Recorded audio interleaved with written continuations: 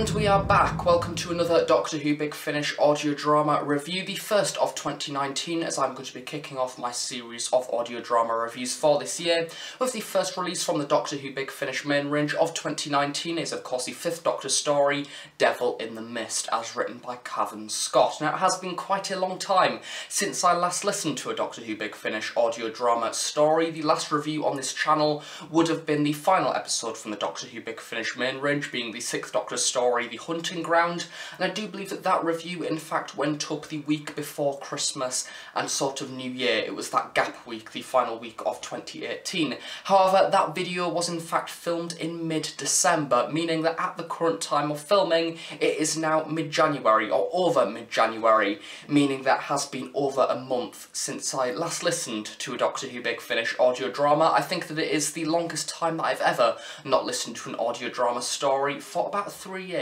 and quite frankly I felt the effect of it. I really missed settling down on an evening and going into another audio adventure with another classic series Doctor. It's something that I very much enjoy, and it actually shows how much Big Finish audio dramas actually take a big part in my life on a day-to-day basis when it comes to actually enjoying Doctor Who adventures. Of course, I haven't been listening to any because I've had an exam recently in law as a part of my degree. Finally, that is now over, all the revision is done with. I can finally get back to having some more enjoyable tasks ahead, including lots of Big Finish catch-up, lots of review filming, and lots of other stuff that is possibly, and if not definitely, a lot more fun than revising lots and lots of criminal offences. So first off, and as always, in the description below, I will leave a link to go and buy this release from the Big Finish website. It is currently out now. The physical CD is $14.99 and the download is $12.99. And I do believe that it is in fact exclusive to order from the Big Finish website up until the end of February 2019. As I said earlier, this episode is in fact entitled Devil in the Mist. It is a 5th Doctor story, as written by Cavan Scott, directed by Ken Bentley. The producer is Scott Hancock. The script editor is Alan Barnes, and as per usual and as always, the executive producers are Nicholas Briggs and Jason Haig-Ellery. Of course, Cavan Scott, he has done a lot of Big Finish releases in the past. He has done a 4th Doctor story called The Eternal Battle, which featured the Sontarans, that I did previously review, one of the only 4th Doctor main range stories that I have in fact reviewed over the past few years. He also did a 6th Doctor Dalek Invasion of Earth kind of sequel story that I've got in my collection, however I've not listened to it as of yet. And yeah, he has done quite a few other adventures in there, and I think there is something about his style that is rather unique, especially when it comes to the classic series of Doctor Who audio adventures, and something of which that is certainly prominent throughout this story. However, of course, this review is rather exciting and important, not because of the 5th Doctor, not because of Cavan Scott, not because of Tegan or Turlough, but because of our other companion for this story. That is, of course, Kamelion, the rather unusual shape-shifting android character that was seen throughout the 5th Doctor era and was subsequently abandoned in a few stories after its introduction, simply because it was a product and prop that was incredibly hard to operate within the TV show itself. It was literally an android, which is something that I imagine that the actual TV show these days would find very hard to operate, let alone in 1980s Doctor Who. However, the joys with Big Finish is, of course, due to it being a non-visual format, you can allow this android character, that is also a shapeshifter, to kind of have his own stories that he certainly wouldn't be able to do on screen. And of course, Kamelion in this episode is voiced by Jon Culshaw. He has done a lot of Doctor Who impressions in the past. Of course, most notably, he played the 4th Doctor in Dead Ringers. He is a great talent when it comes to voice acting, and he does a very good job throughout this story. I think that Kamelion is such a fun character. I love the whole idea about him to start with when it came to Doctor Who in the classic series when I was first introduced to the character, simply because it wasn't your standard humanoid person from planet Earth. It offered something a little bit different to the TARDIS team, and also the fact that Kamelion has previously worked with the Master. It kind of makes a little bit of a tense situation within the TARDIS, thinking that there might be a little bit of corruption going on, and you can't necessarily trust Kamelion too much, which is certainly something that Tegan does experience throughout this story. However, I do think that at the same time, it is very much a learning curve for their relationship. And then we of course have the Fifth Doctor as portrayed by Peter Davison, and in this story, once again a very similar situation to other Fifth Doctor episodes. There is something about the Fifth Doctor's personality that is incredibly warm. He wants to make all of his companions like each other in a rather nice close-knit family relationship. However, due to having Tegan on the TARDIS, a very argumentative character, along with Turlough, who has previously kind of gone against the Doctor because of course he was under the control of the Black Guardian, and then you have Kamelion in there as well, as I've already said, a character that has been previously in league with the Master, so it is a very unusual TARDIS team, and I think there is something about the Fifth Doctor within this episode that is very much wanting to have a tighter relationship with his companions, and there is a particular moment in this story where you see the Fifth Doctor actually put under quite a lot of pressure because he crashes in a spaceship and loses the control of his legs because he has pretty much damaged a few of the discs in his spine, and naturally if he was a human he would be paralysed for life and probably will never be able to walk again. However, due to him being a Time Lord, of course by the very end of the story that is something that is fixed, but it is very nice to have the Doctor actually needing to cope with a physical disability. It is something that adds an interesting twist on the actual story, but also adds to this already rather vulnerable incarnation of the Doctor that is rather weak and almost flimsy, and I think that when it comes to rather deadly situations, sometimes the Fifth Doctor doesn't necessarily handle them too well, because when it came to almost executing Davros in Resurrection of the Daleks, he couldn't do it, and of course in the case of Androzani, that was almost his most heroic moment, saving Perry, a female that he's pretty much only just met, and it is nice to see this Doctor almost blossom and try to be strong, but also at the same time, he kind of just goes along life being rather weak. And then moving on to the other companions for this story, I suppose you could call them the humanoid companions. We have Janet Fielding, who does of course play Tegan Travanka, and once again she's a character that does come under quite a lot of fire and stick when it comes to the actual TV show itself, and in my personal opinion I do see why. She can be very annoying and whiny too, but also at the same time she has a rather nice love-hate relationship with the Fifth Doctor. I think that they quite obviously like each other because they are travelling with each other, but also at the same time they also have a little bit of conflicting interests when it comes to different situations. They have a different approach, and quite a lot of the time Tegan just wants to get back to the TARDIS, which I do question why she even travels with the Doctor in the first place, if that is pretty much her approach to absolutely every single setting and every single story. However, this story in particular of course focuses around that relationship that she has with Kamelion and that trust issue, and it is nice to have those two characters having a little bit of time in this story, allowing their relationship to develop. And then we of course have Marx Trixin, who does play Turlough, a character that once again I don't really have too much memory for, especially when it comes to actually watching the televised stories. I think that his character is one of which that does seem to fade into the background, considering that he almost went against the Doctor, which is rather interesting, with his little sort of Black Guardian confliction.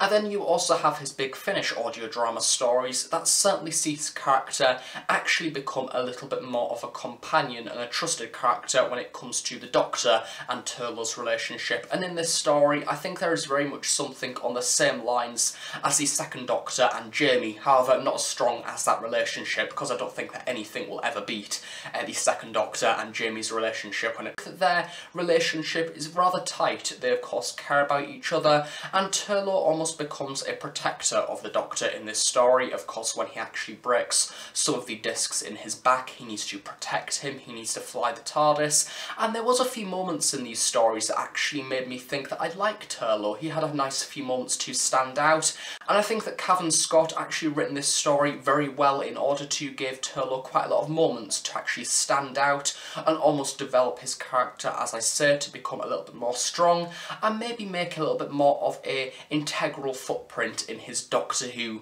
companion canon, because at the minute he doesn't really stand out to me too much. If you're talking about the other characters in this story as well, it is in fact a rather small cast episode. We have Angela McIntosh, who plays Orna, and John Vos, who plays Rako, which are both sort of these hippo-style alien creatures that have come from this race that are rather deadly. I do believe that in the behind the scenes it did in fact mention that they've been in a few of the Titan comics, as well as possibly the Ninth Doctor Chronicles, which were of course that narration series come out I think a year or so ago now, of course voiced by Nicholas Briggs playing the Ninth Doctor. The two characters in the episode, of course with them being hippos, once again something of which that Big Finish can do rather easily, with it being an audio drama episode as opposed to a visual one, and their whole characters were rather nice, and I did like the spin that the females were kind of the alphas of the species. They were the ones that kind of protected everybody, and the males were almost these peasant type characters that are kind of there just to breed with the females in order to progress the race a little bit more, and they are almost servants to the female characters. It was a rather interesting twist. And then we also have the final character for this episode, as played by Simon Slater, who is called Nastano, or Nastanu, however you wish to pronounce it, and his character is very much the devil in the mist that the title suggests. He is the alien, he is a powerful creature, and also at the same time he's kind of this entity that takes the form of a mist that can basically hypnotise and change people's personalities in order for them to think in a way that he wants them to think. He can essentially turn a whole planet of people into weapons to use against another species, and we see that utilised throughout this episode. The Doctor and his companions, as well as the two hippo creatures in the episode, come under a lot of stress and strain from his powers, and also this planet that has almost been turned against them, and he is using this energy in order to change the way that they think. And it is also nice to see the way that that affects the characters throughout this episode. You see the two hippo creatures actually turn against the Doctor and his companions, believe that they are working with Nastanu when of course they aren't, and it is also a very nice parallel between Kamelion as well, of course, because Nastanu is this creature that can change personalities, and Kamelion is very much also this character that can morph into different people and change the way that he speaks, and that is something that is very haunting. And once again you kind of see Kamelion having a little bit more involvement in this episode, especially towards the later act of the story, where it is almost suggested that Kamelion is the alien and is the threat, and once again the Doctor actually needs to try and coax him round in order to be the sort of normal, neutral Kamelion that you see at the very start of the episode. Once again, it plays to the idea of, should we trust Kamelion? Is he a character that we shouldn't have on the TARDIS because he's very much a threat to the rest of the people within the TARDIS team? But also at the same time, throughout this episode, you see that revelation of, yes, we should have him on the TARDIS because he is useful. In some places, he can actually outsmart the Doctor, especially when it comes to computers. He can do a lot of rewiring and reprogramming, and there is a moment in this episode where you realise that he has downloaded a part of the TARDIS data core, meaning that he is basically a walking version of the TARDIS data bank, which the Doctor once again uses to his advantage. It is pretty much the polar opposite to what you see within a TV show. It is using Kamelion and it is bringing him into the narrative and making him relevant. I think that my only major criticism for this episode is that it is incredibly fast-paced. Of course, Cavan Scott has done a lot of the Titan comics in the past. I do believe that he may or may not have done a few for DWM as well, and I know that his way of storytelling can be very tight. There is a lot of things going on, it constantly keeps you guessing, and once one problem is stopped, another problem occurs. And throughout this story, once again, you see the Doctor and his companions basically constantly under fire and threat by this planet and by the different creatures on it. I do think that sometimes, especially within episode 1 and episode 2, there is almost too many scenes that become very explosion heavy. Very much the companions and the Doctor are in danger, the spaceship is crashing, the spaceship then crashes into the planet, then we have Nastanu becoming the threat, then you have the aliens on the planet becoming the threat and the random creatures. You have so many little different things going on, and it is very much of that comic book nature, and it's something of which that actually gave me that impression when listening to this story. And little did I know that when I came to listening to the behind the scenes of this episode, the actual producer, being Scott Hancock, addresses that exact comment and says that it is a very fast-paced story with a lot of things going on. And I think that if that is very much your thing, then this story is very much up your street, considering that it is a monthly binge episode. The actual plot itself is rather easy to understand. It has one problem that goes all the way throughout. It is very linear, but also at the same time, if you are a fan of more slow-paced stories that take more time to reveal the plot and maybe have a few problems here and there that slowly get revealed, then this story may not be for you. It may be a bit too fast-paced, maybe a bit too explosion and action heavy, which is something that this story maybe suffers from, but also at the same time could be played to one of its strengths.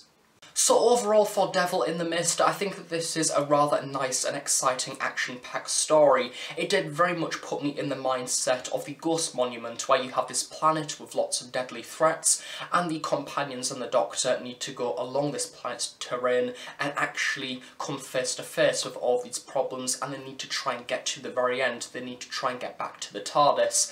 And by far, for me, the main standout character is Kamelion. I think that if he wasn't in this story, it may have been quite boring and quite a slow burner. However, Kamelion offers something to this episode that is really intriguing, and I feel sorry for him because Tegan doesn't trust him, Turlough's a little bit unsure, and the Doctor wants to give him a chance. And I think that he's constantly a character that is trying to do right, but simply because he is a robot and because he doesn't have human emotions, he kind of always seems very creepy and like he has alternative motives. And I think that this story, especially the final episode, very much don't help that, because the actual turnaround and revelation at the end makes you almost trust Kamelion even a little bit less. So I think that by far, Jon Culshaw is the main highlight for me. I absolutely adored him. I can't wait to actually see what they do next with Kamelion in the other stories coming in February and March. And that is the end of my review of the first monthly range story of Big Finish for 2019, Devil in the Mist, as written by Cavan Scott. Join me next month in February as I take a look at the rather interestingly named Black Thursday and Power Game, as written by Jamie Anderson and Eddie Robson.